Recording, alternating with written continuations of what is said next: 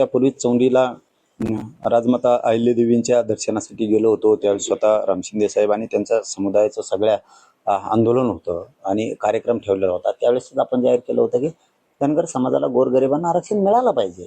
त्यांची मागणी योग्य आहे. आजही आम्ही त्याच भूमिकेत आहे.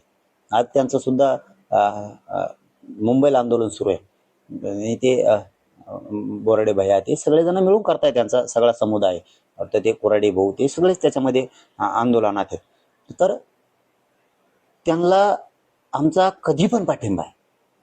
कधी पण त्यांच्याही गोरगरिबांच्या लेकराचं कल्याण झालं पाहिजे. साहेब सोपं नाही हो. तुम्हाला बोलायला काय होतं, तुम्ही सहज बोलून जाता. परंतु जे मायबाप आपले जनावरामागं, मेंढ्यामागं, शेळ्यामागं डोक्यात आपले उन्हात तळतायत, ती तळमळ तळतं, त्या वेदना खूप ह्या. त्या गरीब धनगरांनी काय केलं? आपल्या नीतिगिरी पायी आपण गोरगरीब मराठा, गोरगरीब धनगर का संपवायचा? त्यांनी काय केलंय? त्यांच्या लेकराबाळाचं कल्याण झालं पाहिजे, आरक्षण मिळालं पाहिजे, राज्याच्या केंद्राच्या त्यांनाही सुविधा मिळाल्या पाहिजेत. वाईट भावना का? एखाद्या नेत्याबद्दल असणं ठीक आहे, समाजाबद्दल का? मराठ्यांचे लेकर सुधारले पाहिजे, धनगरांचेही सुधारले पाहिजे.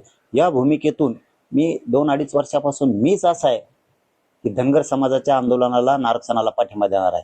आणि हे ज्याच्यासाठी पळतेत ते नेते फक्त यांचा वापर करून घेतात. एकदाही म्हणत नाहीत की धनगराला इष्टीतून आरक्षण द्या, एकदा पण म्हणत नाही. हे ज्याच्यासाठी पळतेत त्या नेत्यांनी म्हणायला पाहिजे ना. विधानसभात आहे ना, ते मंत्री म्हणून मिरवतो इकडे तिकडं. त्यांनी म्हणायला पाहिजे ना की धनगरांना आरक्षण द्या इष्टीतून. का म्हणत नाही?